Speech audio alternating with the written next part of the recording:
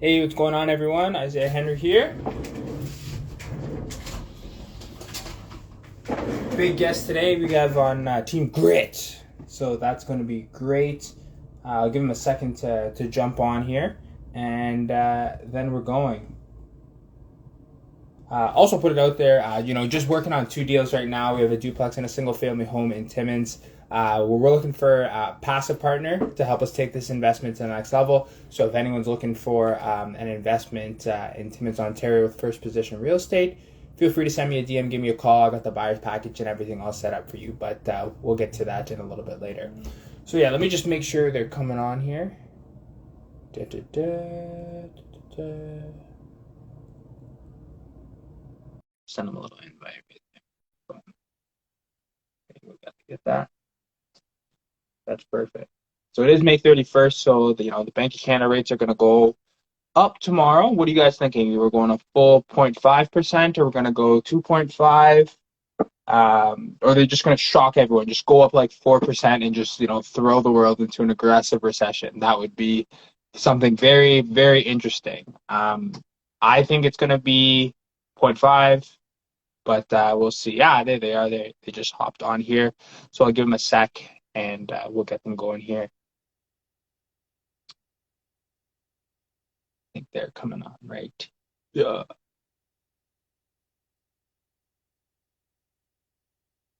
So JJ, you're not lying there. They're playing games. They're playing games.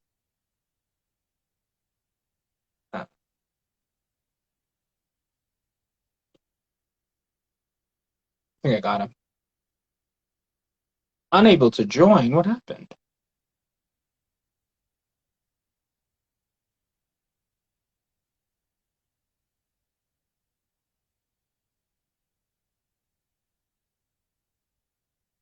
Sorry, guys. A little technical difficulties here. Oh, Hey, hey, there they are. Hey, what's going on, guys? Isaiah, how are you? I'm Not good. gonna I'm lie, good. we didn't know how to join. Like we are Instagram live noobs, so we're like, I don't know what to press. No, it's okay. It's so funny because, I've been doing these for a couple weeks now, but every, as I get people on, they're like, hey, by the way, this is like my first time doing a live. I'm like, oh, it's okay. So I'm popping a lot of live cherries, which is okay there. If you don't mind, I'll do a quick intro for us here, if that's okay. Absolutely. Yeah. Perfect. All right, welcome, guys. Isaiah Henry here, First Position Real Estate. I help government employees in Ontario build wealth through real estate. Today we have on Gordon and Brittany. They're part of Team Grit, which Yeah. is an awesome. They're doing an awesome job real estate investing. We've connected through our mentorship program, but we've also connected through that Golden Hawk blood that we both share there. So that's always a good thing there. Guys, welcome. Thank you so much for joining us. Thank you. Thanks for having us. We're excited to do this. Again, it's our first time doing IG Live, so take it easy on us. Yeah, of course, Excited of but course, nervous. of course. No problems there. So kind of how I run it here, I got three questions for you, and then you guys have a couple questions for me. We keep it nice and tight because, as investors and as members of the public, we got stuff to do. So why don't I dive in? Absolutely. Let's go for Sounds it. good. So first question, where does the name Team Grit come from? Like, it's so hard. Like, I love it, but, tell me the story behind it. Yeah, so I think Gordon actually came up with it like years ago when we were starting dating. I think it just naturally works because just putting our names together, Yeah. it just makes grit. And I think the actual first time we used it, if people couldn't tell, we're super competitive and we think we're athletic. So we actually did like a scavenger hunt race in Toronto, and then Gordon signed us up as Team Grit. And I guess since then, that's been our couple name that we've used since then. So it just kind of worked out in terms of what we wanted to do in terms of naming like our real estate company. And I think the word grit definitely fits with our personality. That's right. Excellent. Wow, that's great. Do you have anything to add, brother? No. I mean, I think it just works with exactly what we're doing right now. It's definitely in real estate and mortgages and all that. You need that grit, right? And it just it's a name that's easy to remember. It's actually working out really well. Friends and family remember the name and refer to us that I guess more than our real names now. So 100%. it's actually pretty That's nice. what you want. That's what you want. That brand recognition. Because two things there I'll touch on. So first thing, you know, having that name, you know, I go by First Position Real Estate, but having that name backing your brand gives people to kind of identify you. And then even better, you guys have an actual story. Like so many people have all these fake stories behind their, oh, you know, I saw a lily fall on the water, so I call myself Lily Pad Property. Go quiet. But you guys have like a great story behind it. So it's awesome. Like I'm really excited that you guys got that out there. I'm sure you share it with others, but this was my first time hearing it. So that's really cool there. Yeah. Let me move on to my second question, conversions, because I feel that's what you guys are doing. I'd love to talk a little bit. So I think everyone, you know, they're just kind of, when they think of a conversion, you just, you know, get a house, slap a kitchen in the basement, double the rent, and you'd be like, boom, real estate investor. But that's not the whole story, I'm guessing. Can you guys dive into a little bit more of maybe a duplex or a triplex conversion and what it actually looks like? Yeah. Yeah, I think I can start it off. Sure. So yeah, it's definitely not as easy as, like you said, slapping in a kitchen.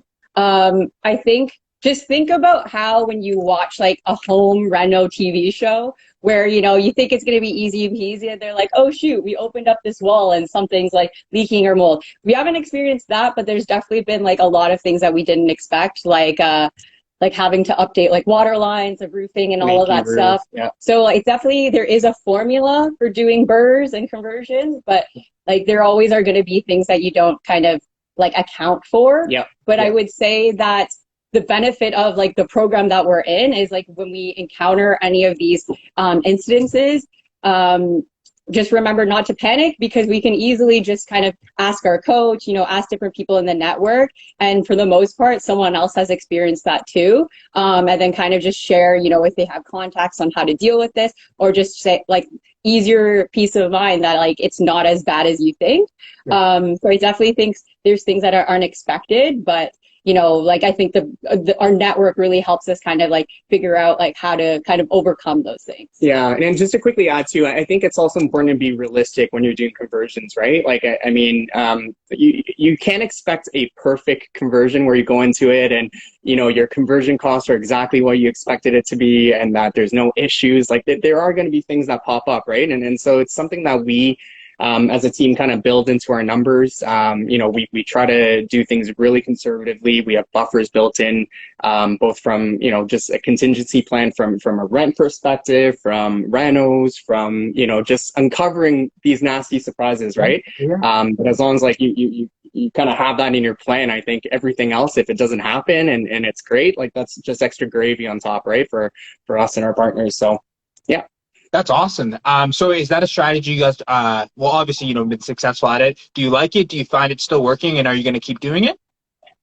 I would say right now we are like we are enjoying it. We're getting into triplexes now as our latest project, and just to kind of Slowly getting bigger, right? Eventually, I think we'll get into multis. You know, there's a bunch of strategies here that we can chase around with, but right now, we are very comfortable with kind of doing these types of conversions. They're still fun for us. I know some people in the program, once they kind of do a few of these, they kind of move on to bigger projects and kind of, you know, land severance and developments and all that stuff. But for now, it's looking like a strategy that works out. I mean, the cash flow seems to work out.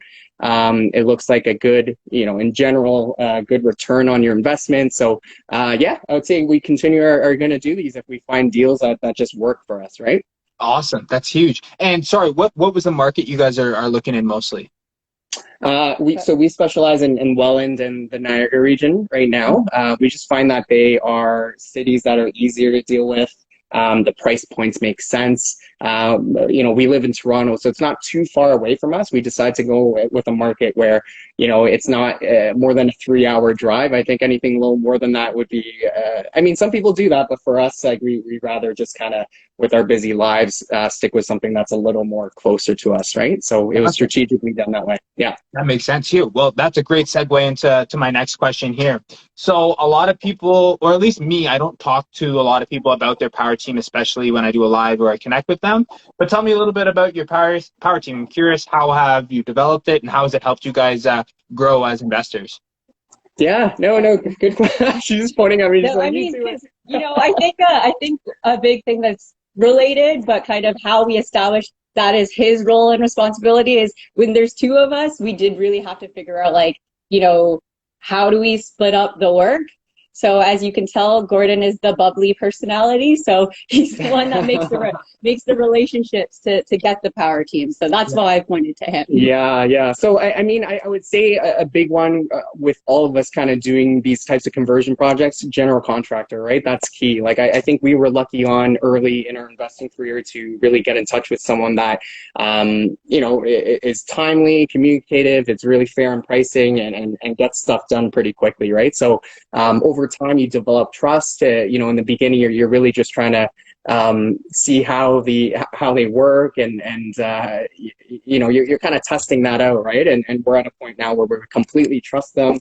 Our contractor just goes out there, sends us video updates. We don't have to go out to the property physically as much anymore, which is always a plus, right? Yeah. Our architects, another key member of the power team, they've helped us scale immensely, just being able to, run deals through them and really not from a numbers perspective, but really understanding the zoning, the restrictions, right? Like what we potentially need to change to make things legal, right? If we're doing a legal duplex or triplex, what are additional kind of considerations that we haven't thought about before?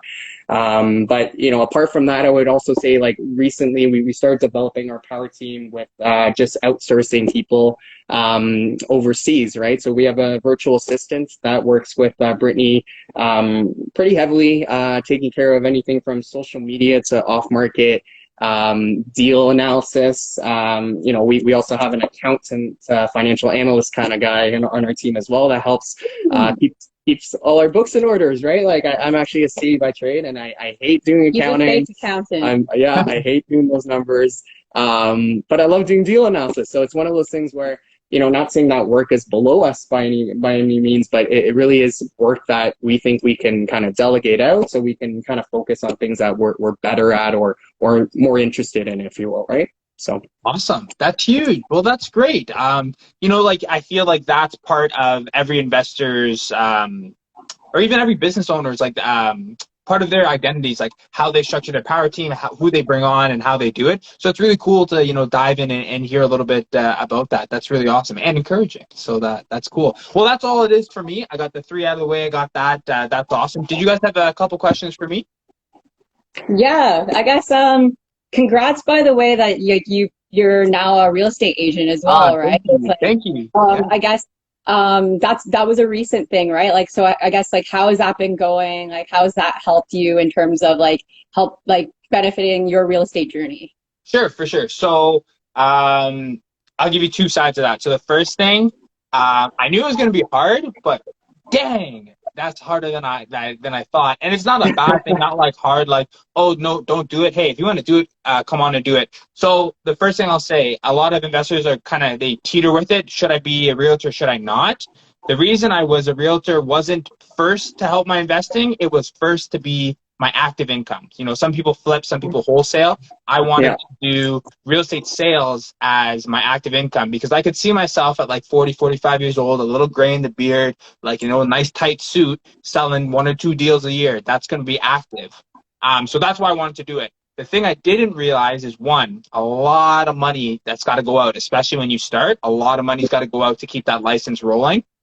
And second of all, your friends and your family, they do not ride for you. I thought it was going to be, at least 2, 3 maybe people would be easy. Like, I talked to good friends, guys I've known my whole life. I'm like, hey, realtor, I know you're looking for a house, love to help you out. And literally that Stonewall, they're like, nope, got someone. I'm like, you have one out.